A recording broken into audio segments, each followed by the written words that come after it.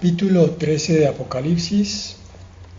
Vamos al versículo 11 y vamos a ver entonces la puesta en escena de las obras del falso profeta. Ayer veíamos al anticristo y su sistema político. Hoy tenemos aquí delante de nosotros el nacimiento del falso profeta y del sistema religioso que va a traer con él.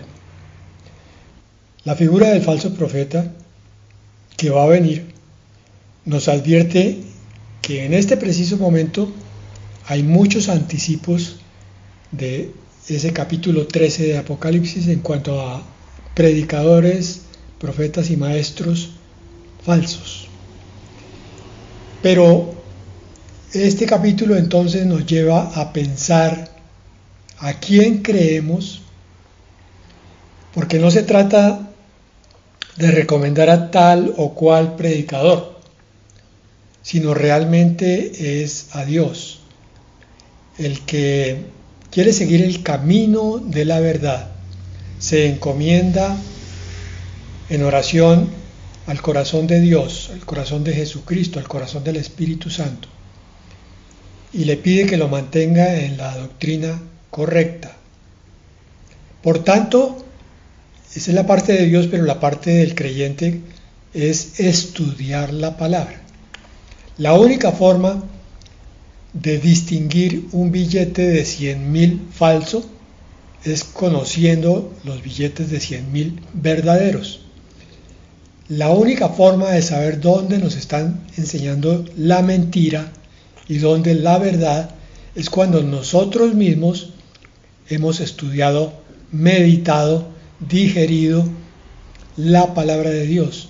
No es que nos la sepamos de memoria, pero cuando hay algún error doctrinal, el Espíritu Santo trabaja sobre la parte que nosotros hemos a nuestra vez trabajado.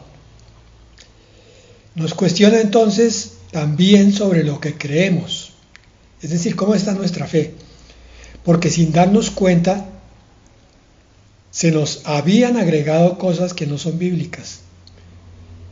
Eso es fácil de detectar. No es sino comparar lo que sabemos ahora con lo que conocíamos al principio, en los primeros años, y vemos que algunas cosas han sido reevaluadas porque hemos entendido que en algún momento el hombre se equivocó de buena fe o de mala fe y nos enseñó algún error, pero hoy lo estamos corrigiendo. Igual puede pasar dentro de unos años, cuando entendamos que lo que estamos recibiendo actualmente tampoco era del todo correcto, porque el único dueño de la verdad total es Dios. Los hombres se equivocan. Por eso es un error idolatrar a un ser humano, por muy buen expositor que sea de la palabra. Es a Dios a quien tenemos que buscar siempre y a su palabra para saber quién es el verdadero y el falso maestro de la palabra. Entonces, entrando en materia, Apocalipsis 13:11 nos dice: después, es importante ese después porque significa que lo que vamos a ver aquí, que es la figura del falso profeta, se manifiesta posteriormente a la manifestación del anticristo. Lo digo de otra manera. Primero sale a escena el anticristo y su sistema político, y después sale a escena el falso profeta y su sistema religioso. Después vi otra bestia, o sea, a los ojos del cielo, otro que tiene un temperamento demoníaco, infernal, que subía de la tierra y tenía 2 cuernos semejantes a los de un cordero. Mucha atención aquí, pero hablaba como un dragón. Es decir, se le veían 2 cuernos de poder semejantes a los de un cordero. Ustedes han visto esos cuernos enrollados a los lados de la cara del carnero. o el cordero.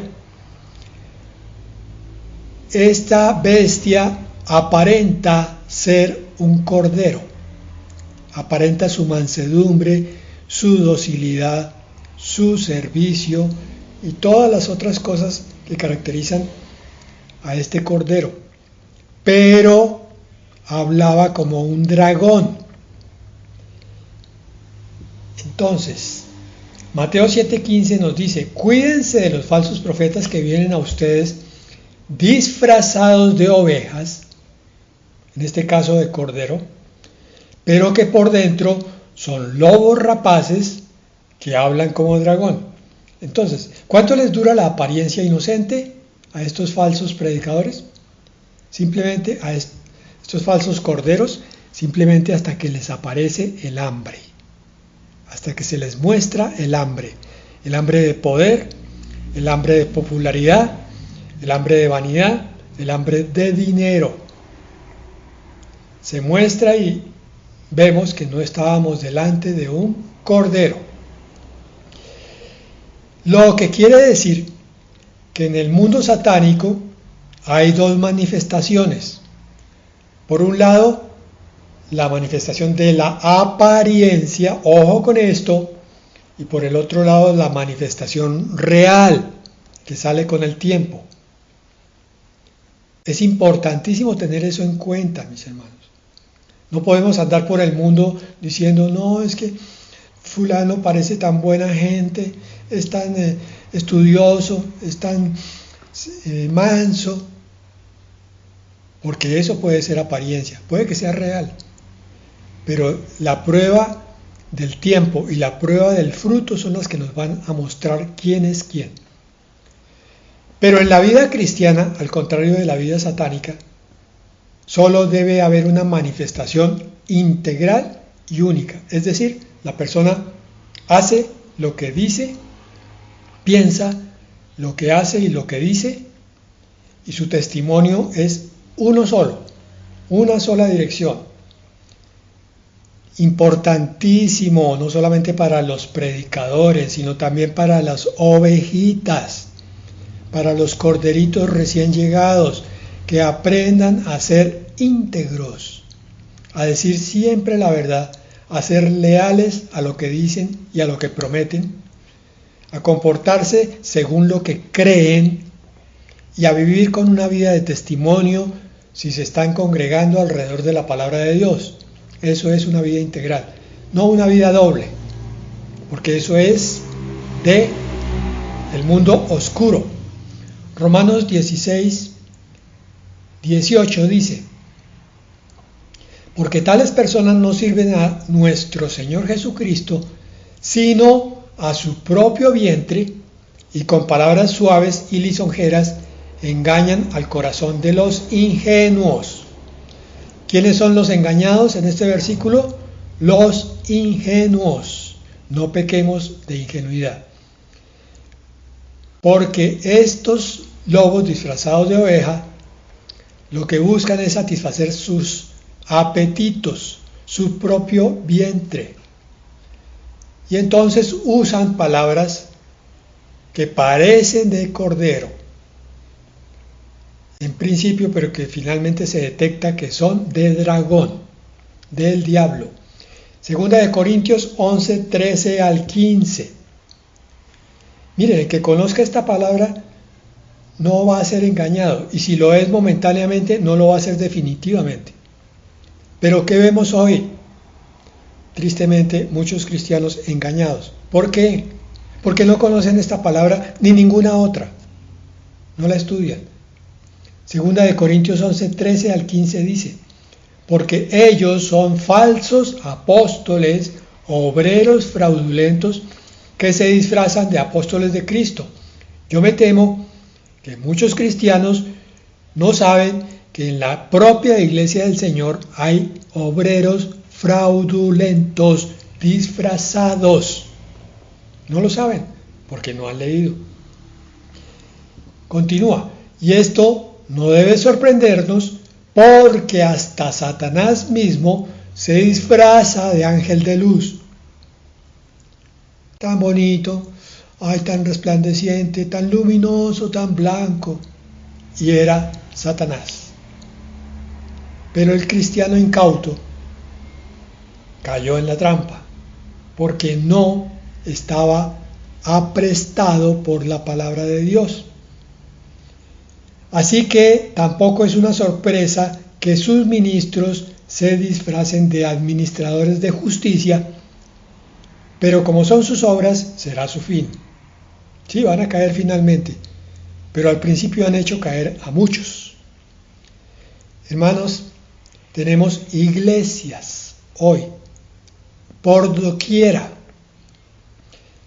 ministradas por falsos apóstoles y falsos maestros. Y eso se ve en el fruto de esa iglesia y se ve en la congregación. Una congregación que no es madura y que solamente busca emociones y las cosas de este mundo, pero no está lista para la venida del Señor, porque les han predicado cosas suaves y lisonjeras para engañarlos. Apocalipsis 13:12. Bueno, aquí tenemos el sumum, el clímax de la manifestación del anticristo, pero sabemos que hay principios de dolores, ¿cierto? El Señor lo advirtió en Mateo 24, los primeros versículos, y nos dijo que allí habría falsos maestros y falsos predicadores o profetas. Aquí está la culminación de todos esos principios de dolores.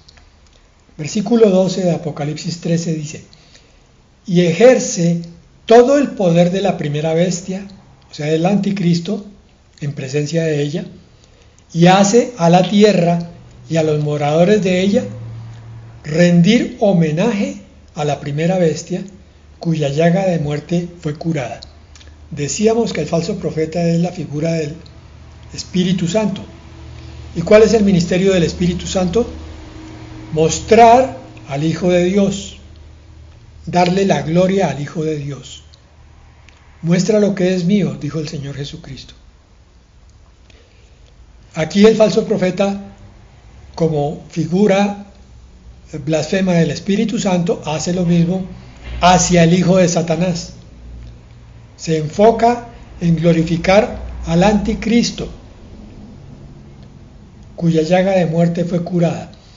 Entonces el falso profeta es una copia malévola del ministerio del Espíritu Santo. Y lo que busca es el establecimiento de una religión universal, única, y una de las causas también es esto sobre la persecución también universal. Claro, como se unifican todas las religiones, entonces todo lo que no sea esa única religión va a ser perseguido. Como todo el mundo está agachando su cabeza, los que son moradores de la tierra, entonces los únicos que se van a oponer a esta nueva religión mundial, porque conocen la palabra de Dios, son los cristianos nacidos de nuevo que estén viviendo para esa época. A ellos son los que va a perseguir el sistema político y religioso de esa época. Entonces, Apocalipsis 13, 14 al 17. Por medio de las señales que se le permitía hacer en presencia de la primera bestia, engañó a los habitantes de la tierra y les mandó que hicieran una imagen de la bestia que vivió a pesar de tener una herida de espada. Esto es para complementar lo que estaba en el versículo 12. Entonces, el resumen es este. Aparece la primera bestia, después aparece la segunda. El anticristo empieza a hacerle propaganda. El falso profeta empieza a hacerle propaganda al anticristo, propaganda de tipo místico, mágico y religioso. Él es el único al que hay que adorar, es el salvador del mundo, es el que va a poder controlar todas las cosas malas que tiene el mundo hasta ese momento, dicen ellos, y por tanto hay que obedecerlo. Satanás sabe que en el fondo del corazón del hombre, por muy impío que sea, siempre está la necesidad de tener a alguien superior en quien creer. Entonces él se aprovecha de esto y encumbra el falso profeta cada vez más al anticristo. Y todos lo siguen, aquellos que viven en el mundo, engañados, dice aquí, pero porque el engaño es consentido. Los engañadores quieren dejarse engañar, quieren creer que este es el Salvador de ellos. Volvamos a Apocalipsis 13:13. Y hace grandes señales de tal manera que aún hace descender fuego del cielo a la tierra delante de los hombres.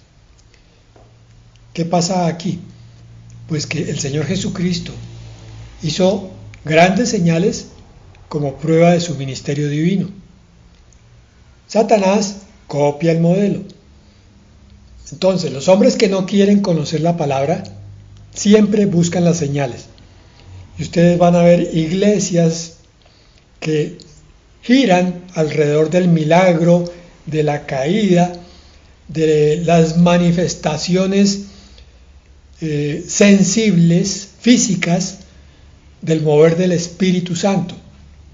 Cuando el Espíritu Santo se puede mover sin que literalmente, como dicen, se le erice a uno la piel. Fíjense que siempre hay un enfoque sobre las emociones en estas falsas iglesias, esos falsos maestros. Porque Satanás busca que aquel que no quiere someter su cabeza a la obediencia a Cristo, entonces crea que está buscando la verdad detrás de las señales, de los milagros. Los hombres que no quieren conocer la palabra de Dios buscan las señales. Hay que tener cuidado con una persona que está constantemente hablando del milagro y del milagro y del milagro. Hay tiempos en los cuales el Señor no se manifiesta con milagros de testimonio. Todos los días hay milagros de Dios, pequeños, medianos, pero no esos grandes que esas personas emotivas, emocionales, se quieren parar en el púlpito y decir: yo quiero dar un testimonio hoy, ayer también lo hice y antier, pero es que todos son distintos, es que todos los días hay un milagro grandioso en mi casa. Unas veces cae un trueno, la otra llueve oro, la otra... Ese tipo de milagros son de desconfiar.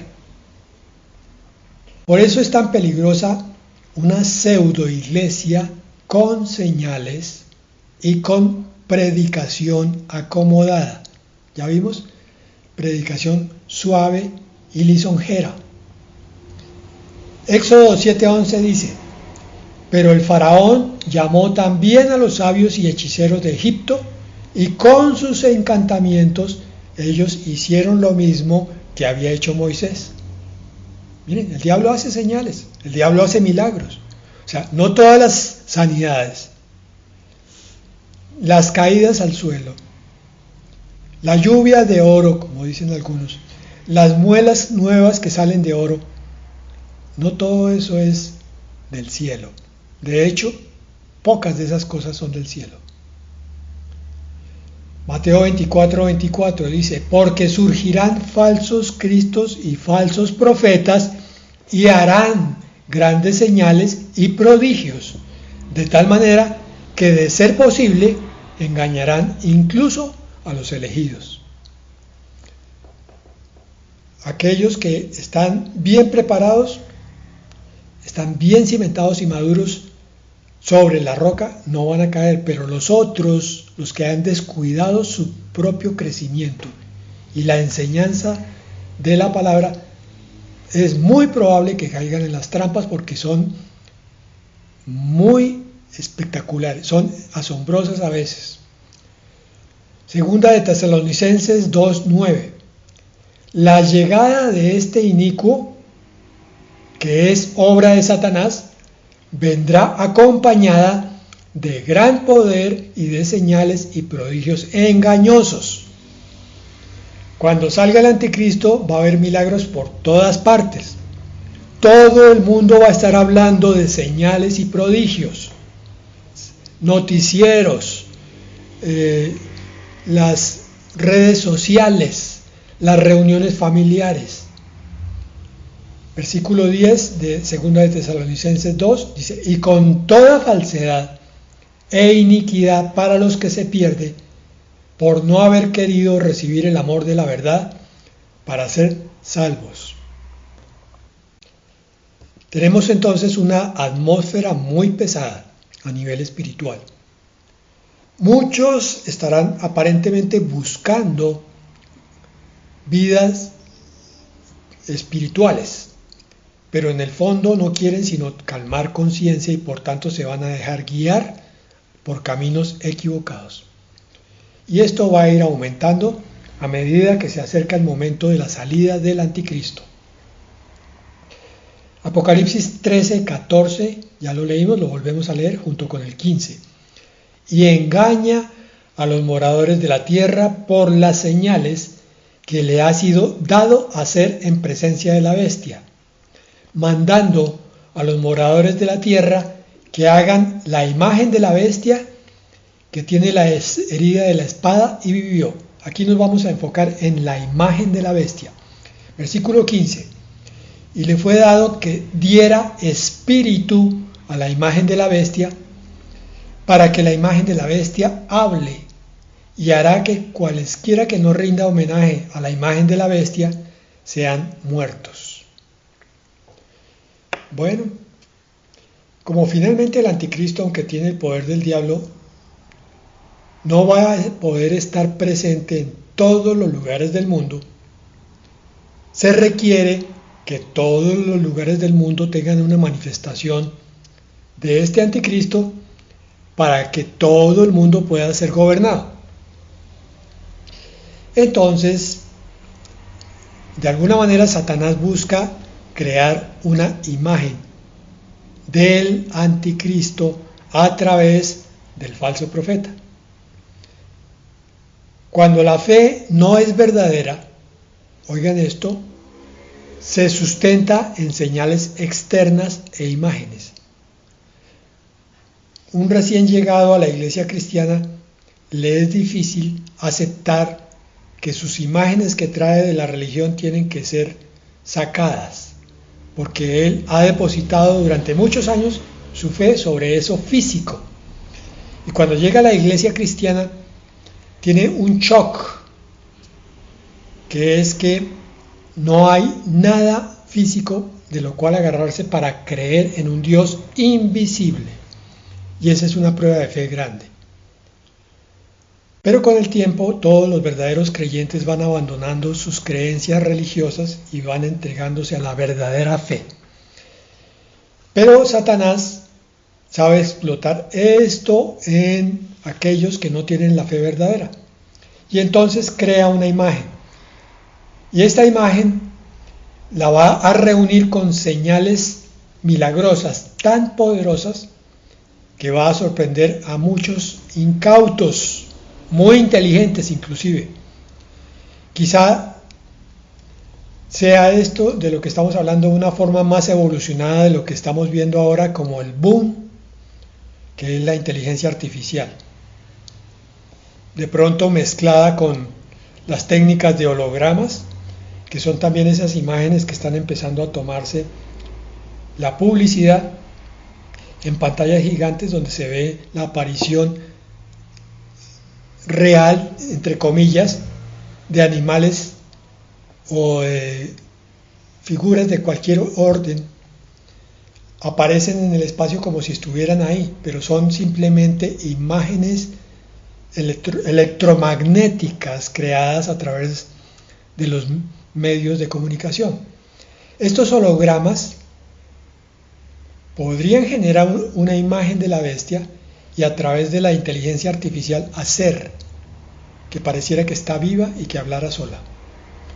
Y esa imagen colocada en todas partes finalmente empezaría a cautivar a la población mundial. Yo estoy especulando, no estoy diciendo que esto es lo que va a pasar, pero esta es una de las posibles explicaciones a medida que va aumentándose la ciencia, como profetizaba Daniel, vamos encontrando explicaciones más fáciles para estos pasajes que hace apenas 100 años eran muy difíciles de explicar. Ya hoy podemos pensar en cosas mucho más cercanas, pero que todavía pueden evolucionar rápidamente. Miren, estamos asombrados de ver cómo la inteligencia artificial ha crecido en apenas 2 años. ¿Qué pasaría en otros 2 años? Vamos a ver cosas dentro de la tecnología, entre comillas, milagrosas. Daniel 3.1 dice: el rey Nabucodonosor hizo una estatua de oro cuya altura era de 27 metros y su anchura de 2 metros con 70 centímetros, y la levantó en la llanura de Dura, en la provincia de Babilonia. Existe la necesidad de crearse imágenes, lo que hizo el pueblo de Israel cuando Moisés se demoró en el monte y le pidió a Aarón que hiciera el becerro de oro. Hay una necesidad imperiosa dentro del corazón humano que no ha encontrado el camino, de fabricarse imágenes. Génesis 2.7, quizás esta sea la explicación. Entonces el Señor Dios formó al hombre del polvo de la tierra y sopló en su nariz aliento de vida, y fue el hombre un ser viviente a imagen y semejanza del Dios Altísimo. Es probable que esta sea el origen de la copia de Satanás con respecto a crear imágenes durante toda la historia de la humanidad. Y miren lo grave de las imágenes. Levítico 26.1. El mandato de Dios es claro: no haréis para vosotros ídolos, ni escultura, ni os levantaréis estatua, ni pondréis en vuestra tierra piedra pintada para inclinaros a ella, porque yo soy Yahvé vuestro Dios. ¿Qué es lo que hay detrás de los ídolos y de las estatuas y de las imágenes?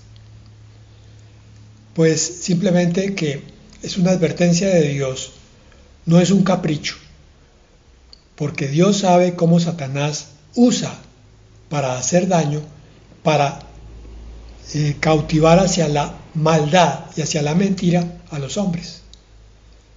Entonces, tenemos nosotros la obligación de revisar nuestras casas para ver qué cosas pueden estar provocando que Satanás tenga todavía derechos de hacernos daño en nuestras casas por cuenta de estas imágenes, esculturas o ídolos. El Señor mandó que nada, no haréis nada, ni ídolos, ni escultura, ni estatua, ni piedra pintada siquiera. Apocalipsis 13:16. Y hacía que a todos, a los pequeños y grandes, ricos y pobres, libres y siervos, se pusiera una marca en su mano derecha o en sus frentes. ¿Cómo explicamos esto? Éxodo 13:9 dice: y te será como una señal sobre tu mano y como un memorial delante de tus ojos, para que la ley de Yahvé esté en tu boca, por cuanto con mano fuerte te sacó Yahvé de Egipto. Bueno, entonces el Señor usa con frecuencia en el Antiguo Testamento o una señal o como una señal. Dice aquí: te será como una señal sobre tu mano. ¿Por qué señal en la mano? Porque con las manos es que ejecutamos acciones. Si nuestras acciones están marcadas por Dios, es porque nuestras manos han sido entregadas a Dios. Pero si nuestras obras son inicuas,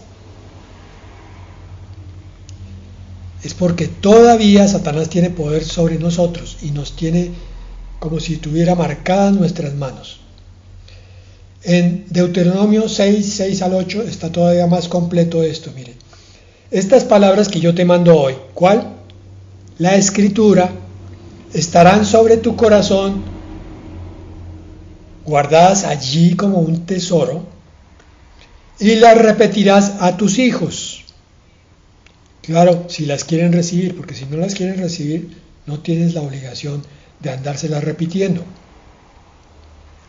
Aquí estamos hablando de un padre que ha entendido rápido la palabra de Dios y logra criar desde pequeñito a un hijo en los caminos del Señor. Esto es muy difícil cuando el hijo creció en el mundo. Ya es bastante complicado traerlo a los caminos del Señor, aunque no es imposible para Dios. Y hablarás de ellas, ¿de qué? De las palabras de Dios, estando en tu casa y andando por el camino y al acostarte y cuando te levantes. Miren cómo se nos olvida el mandato de Dios. ¿Qué es ser cristiano? Ah, sí, pastor, ser cristiano es congregarse uno en una iglesia y oír un sermón. No, Señor, aquí está diciendo, tienes que hablar la palabra de Dios en tu casa, repetirla a tu familia. Cuando andes por el camino, repites la palabra que has aprendido. Si llevas la Biblia, la lees. Si no la llevas, la recuerdas. Y al acostarte y cuando te levantes. La palabra de Dios no es para un día solamente o 2 a la semana. Es para todos los días y varias veces al día. De otra manera, no crecemos. Si la palabra de Dios no está llenando nuestras vidas, vienen las tempestades y nos derriban. Por eso, versículo 8 de Deuteronomio 6 dice, las atarás como una señal en tu mano. Eso es físicamente. Espiritualmente significa que la palabra estará guiando tus acciones. Y estarán como frontales entre tus ojos, o sea, en la frente. Quiere decir que la palabra está llenando tu pensamiento mientras estás haciendo alguna acción. ¿Dije yo a qué horas? No dije a qué horas. Dije a todo momento. Ser cristiano es mucho más que haber puesto su nombre en un libro de una iglesia. Ah, sí, yo me inscribí en la iglesia tal. Soy miembro de la iglesia tal. Y yo diezmo en la iglesia tal y me congrego en la iglesia tal. Eso no es ser cristiano. Ser cristiano es tener la palabra de Dios en las acciones y en los pensamientos, de día y de noche, empapándolo, impregnándolo. Para que eso ocurra, has tenido que estar estudiando de día y de noche. Pastor, pero es que yo tengo otras cosas que hacer. Claro, mi hermano, yo no estoy diciendo que entonces ya llevas 10 horas leyendo la Biblia. No estoy diciendo eso. Estoy diciendo que lees la Escritura 5 o 10 minutos o media hora, sales a hacer tus cosas y en ese momento que estás haciendo tus cosas, estás recordando la palabra que leíste antes. Regresas a otro descanso, lees otro poco, sales otra vez a trabajar y recuerdas, meditas, rumias, masticas la palabra que acabas de leer ahora y la que leíste hace 2 horas. Y esa es tu vida. Uy, pastor, pero se puso fanático. Hermano, llámelo como quiera. Así es la verdadera vida de un santo. La palabra de Dios está metida entre sus ojos, en sus frontales, como señal en la frente. Por eso es que Satanás viene a copiar esto. Porque es que la marca es señal de propiedad. El que tiene las señales en sus acciones, o sea, en sus manos, y en su pensamiento, o sea, en su frontal, está marcado para Dios. Satanás pasa mirando. Si no ve la marca en la mano y la marca en la frente de Dios, la frente del hombre, la marca de Dios, entonces ataca y quiere poner su marca. ¿Cuál es su marca? Malas acciones y malos pensamientos. Pensamientos de lujuria, pensamientos de codicia, pensamientos de derrota, pensamientos de lo que ustedes quieran que sea negativo y destructivo. Entonces, la marca es señal de propiedad. Por eso, Hay una pregunta interesante hoy. ¿Será que los tatuajes evolucionados que vemos hoy en los brazos, en las piernas, en el torso, hasta en el cuello y en la cara de nuestros jóvenes y de los adultos jóvenes también, de los deportistas, de los artistas, estarán indicando alguna clase de propiedad hacia algún dueño en especial? Ya vamos a ver eso un poco más adelante. ¿Será que el tatuaje tiene algo que ver con los implantes, inclusive los estéticos, y con los chips que se pondrán más adelante, que ya se están poniendo algunos? Estamos viendo un cambio de mentalidad hacia los tatuajes, mis hermanos. Hace 30 años los tatuajes todavía eran signos de marca de delincuentes y de prostitutas. Hoy no. Hoy ya todos los chicos se quieren marcar. ¿Qué estará pasando en el mundo espiritual? ¿Qué estará haciendo Satanás? ¿Será que estará preparando la mentalidad para que hoy se pongan un tatuaje y mañana se dejen marcar por Satanás? Bien. Apocalipsis 13:17. Y que ninguno pudiera comprarlo o vender. Es decir, la marca tiene este objetivo, entre otros, sino que el que tuviera la señal o el nombre de la bestia o el número de su nombre. El Señor muestra el camino siempre a todos, pero respeta la libertad individual para aceptarlo o para vivir en ese camino. Grábense esto. Dios viene y te ofrece la verdad, pero si tú no la quieres aceptar, Él no te obliga.